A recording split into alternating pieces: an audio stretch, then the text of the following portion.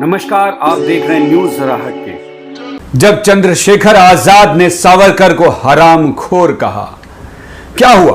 आप चौंक गए क्या? चौंकिए मत, यह बात शब्दशः सत्य है, जिसका प्रमाण आज मैं आप सबों को दूंगा। बस जुड़े रहिए अंत तक। और जो भी मेरे मित्र और दर्शक अभी तक मेरे चैनल को सब्सक्राइब नहीं कर पाए हैं, तो जरूर इसे अभी के अभी सब्सक्राइब कर लें।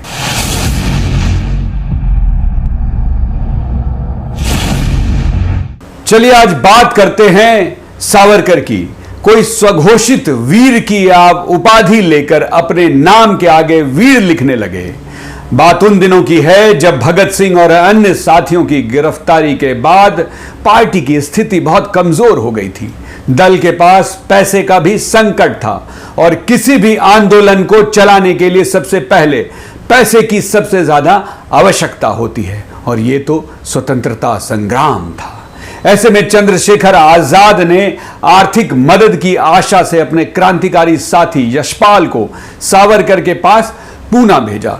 ये जो भी मैं बता रहा हूं, इन सब का जिक्र खुद यशपाल ने अपनी किताब सिंहावलोकन में किया है। जब चंद्रशेखर आजाद के क्रांतिकारी साथी वीर सावरकर के निवास स्थान पर पहुंचे तो उन्हें 2.5 घंटे तक इंतजार करना पड़ा, क्योंकि सावरकर अंदर पूजा में व्यस्त थे। खैर, यशपाल को अपने दल और उससे भी ज्यादा अपने देश की चिंता थी। जब तक सावरकर अंदर पूजा करते रहे, तब तक यशपाल बाहर ही डटे रहे। करीब 2.5 घंटे बाद जब सावरकर पूजा करके बाहर निकले तो यशपाल ने अपना परिचय देते हुए चंद्रशेखर आजाद का संदेश दिया। यशपाल के अनुसार सावरकर पहले थोड़ा ठिठके, फिर कुछ विचार कर कहा कि अंग्रेजों के खिलाफ लड़ाई में मैं आप लोगों की कोई मदद नहीं कर सकता।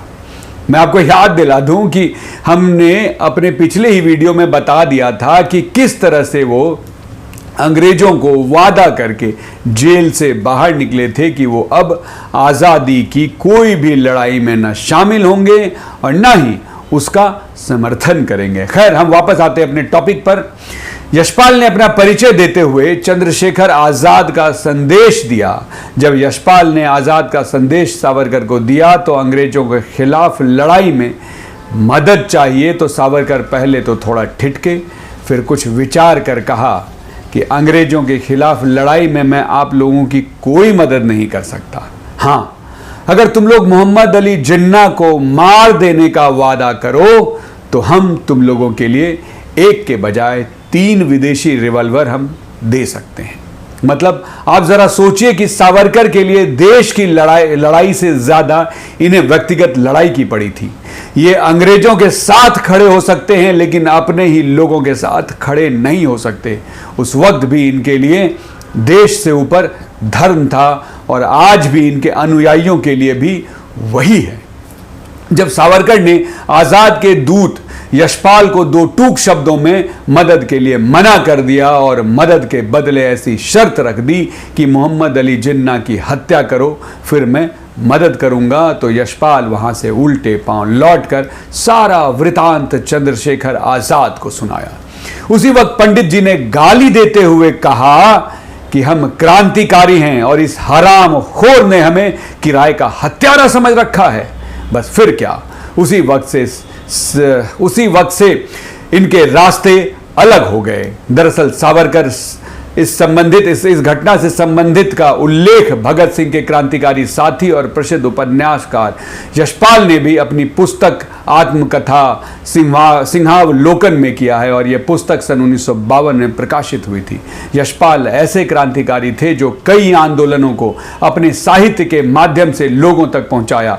अंग्रेजों के खिलाफ आंदोलन में और क्रांतिकारियों के साथ देने के कारण सालों जेल में रहे, आंदोलन निरंतर चलाते रहे, इसलिए भूमिगत रहकर भी इसका संचालन ये लगातार करते रहे और अपने साहित्य से देशवासियों के अंदर आज़ादी का अलख जगाते रहे। अपने सिंहावलोकन शीर्षित किताब में उन्होंने सावरकर की उस घटना का विस्तृत उल्लेख भी किया है और चंद्रशेखर आजाद द्वारा सावरकर को हरामखोर तक कह देने का भी जिक्र उन्होंने किया है। आजादी के बाद साहित्य में उनके अतुलनीय योगदान के लिए यशपाल को पद्म भूषण से भी पुरस्कृत किया गया। तो ये थी सच्चाई सो कॉल्ड वीर सावरकर की, जिन्हें वीर का दर्जा, जैसा कि मैंने पिछले वीडियो में भी आपको बताया था कि किस तरह से उन्होंने खुद वीर का दर्जा लिया था। एक नाटककार ने उन्हें वीर का दर्जा दे दिया था, जिसे उन्होंने अपने साथ जोड़ लिया और अपने नाम के साथ लगातार वो वीर सावरकर लिखने लगे। खैर, ये वीडियो आपको कैसा लगा? अगर आपको ये वीडियो पसंद आया तो प्लीज इस वीडियो को लाइक कीजिए। अगर ये जानकारी अपने दोस्तों के साथ शेयर करना चाहते हैं तो प्लीज इसे शेयर कीजिए, शेयर बटन दबाइए। और साथ ही अगर आपकी कोई बात हम तक पहुंचानी हो तो कमेंट बॉक्स में कमेंट जरूर करें। और मेरे मित्र, मेरे दर्शक जो अभी तक मेरे इस चैनल को सब्सक्राइब नहीं किए हैं तो प्लीज़ इस चैनल को सब्सक्राइब कीजिए और बेल बटन ज़रूर हिट कीजिए। इससे हमारा वीडियो या हमारा कोई भी अपडेट सबसे पहले आप तक पहुंचेगा। तो जुड़े रहिए हमारे इस YouTube चैनल न्यूज़ ज़रा हटके के साथ।